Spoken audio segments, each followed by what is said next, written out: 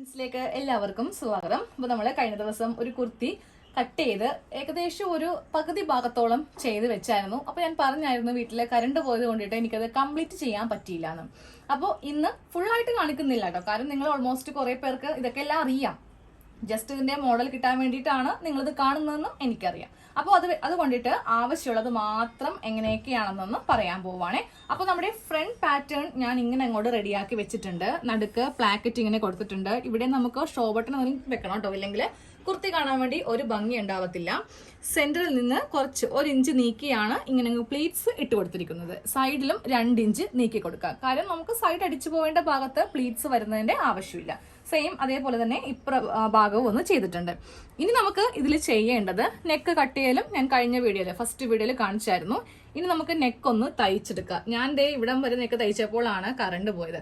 Current പോയിട്ടുണ്ടെങ്കിൽ എനിക്ക് ഈ മെഷീനിൽ തയ്ക്കാൻ പറ്റത്തില്ല. അപ്പൊ ഞാൻ ഈ ഫ്രണ്ട് നെക്കെല്ലാം ഒന്ന് ചെയ്തെടുത്തിട്ട് കാണിച്ചുതരാം എന്താണ് ചെയ്യേണ്ടത്. ഫ്രണ്ട് നെക്ക് തയ്ച്ചെടുത്തിട്ടുണ്ട്. ഇതങ്ങോട്ട് മാറ്റി വെക്കാം. ഇനി നേരെ ബാക്ക് നെക്ക് ചെയ്യാം കേട്ടോ. കുഞ്ഞു നെക്കാണ് ബാക്കിൽ കൊടുത്തിരിക്കുന്നത്. റെഡിമെയ്ഡിനെല്ലാം ചെറിയ നെക്കായിരിക്കും, വലുതായിട്ട് നെക്ക് അങ്ങോട്ട് അധികം ഇറക്കാറില്ല. ഇനി നമുക്ക് ആ ക്രോസ് പീസ് വെച്ചിട്ട് ബാക്ക് നെക്ക് ഒന്ന് ചെയ്യാം. 2 ക്രോസ് പീസ് തമ്മിൽ ജോയിന്റ് ചെയ്തെടുത്തിട്ട് രണ്ടാക്കി ഒന്ന് മടക്കി തയ്ച്ചെടുത്തിട്ടുണ്ട്. ഇത് വെച്ചിട്ട് ബാക്ക് നെക്ക് ഒന്ന് തയ്ച്ചിട്ട് വേണം ഷോൾഡർ കൂട്ടാനായിട്ട്. ക്രോസ് പീസ് വെച്ചിട്ട് ബാക്ക് നെക്ക് ഇങ്ങനെ അങ്ങോട്ട് തയ്ച്ച് എടുത്തിട്ടുണ്ട്. ഇങ്ങനെയാണ് നമ്മൾ ഉള്ളിൽ തയ്ച്ചിരിക്കുന്നത് കേട്ടോ. അതുപോലെ തന്നെ ഈ ഷോൾഡറിന്റെ ഭാഗത്തും ഇങ്ങനെ ഒന്ന് തയ്ക്കാം. ഇനി നമുക്കിതിലെ സ്ലീവ് ഒന്ന് വെച്ചെടുക്കാം. 2 ഭാഗത്തെയും സ്ലീവ് വെച്ച് കഴിഞ്ഞു കേട്ടോ. ഇനി നമുക്കിതിന്റെ സൈഡ് കൂട്ടാൻ പോവാണ്. സൈഡ് കൂട്ടുമ്പോൾ ഈ ചെസ്റ്റിന്റെ ഭാഗത്ത് 2 ഇഞ്ച് വിട്ട് തയ്ക്കാം. അതുപോലെ തന്നെ വേസ്റ്റിന്റെ ഭാഗം വരുമ്പോഴും 2 ഇഞ്ച് വിട്ട് തയ്ക്കാം.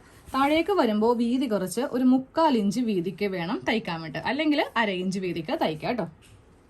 സൈഡും കൂട്ടി കഴിഞ്ഞിട്ടുണ്ട്. ഇനി നമ്മൾ ഇതിന്റെ താഴെ ഭാഗം മടക്കടിക്കാൻ പോവാം. അപ്പൊ സാധാരണ ഒരു കുർത്തി ചെയ്യുമ്പോൾ ഏതെങ്കിലും ഒരു ഭാഗത്തു നിന്നായിരിക്കും ഇങ്ങനെ അങ്ങോട്ട് മടക്കി അടിക്കുന്നത് അല്ലേ. എന്നിട്ട് ഇവിടെ നിന്ന് സ്റ്റാർട്ട് ചെയ്ത് ഇവിടെ കൊണ്ടുവന്ന് നിർത്തും. പക്ഷെ ഇതെന്ന് പറയുമ്പോൾ നമ്മൾ ഫ്രണ്ടിൽ കുറച്ചിങ്ങനെ ഓപ്പൺ ചെയ്ത് വിട്ടിട്ടുണ്ട്.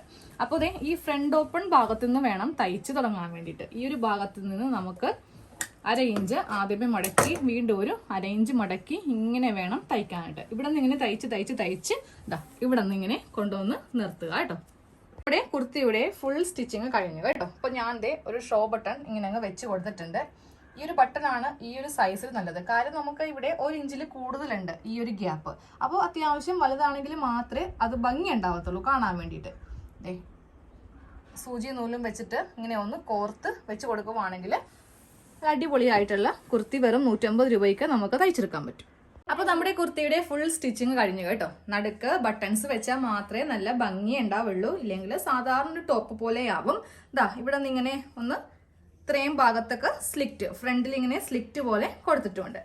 അപ്പോൾ നമുക്ക് പ്ലാസോ പാന്റിന്റെ കൂടെയോ ചുരിബോട്ടത്തിന്റെ കൂടെയോ എന്തിന്റെ കൂടെ വേണമെങ്കിലും ഇടാം, നല്ല ഭംഗിയായിരിക്കും. ഞാനപ്പോൾ അടിയിൽ സ്കേർട്ടാണ് ഇട്ടിരിക്കുന്നത്, വീട്ടിൽ നിൽക്കുന്നതായത് കൊണ്ടിട്ടാണ് ഇങ്ങനെ കാണിച്ചു തന്നത് കേട്ടോ. അപ്പോൾ എല്ലാവരും ഒന്ന് ചെയ്ത് എടുക്കാം.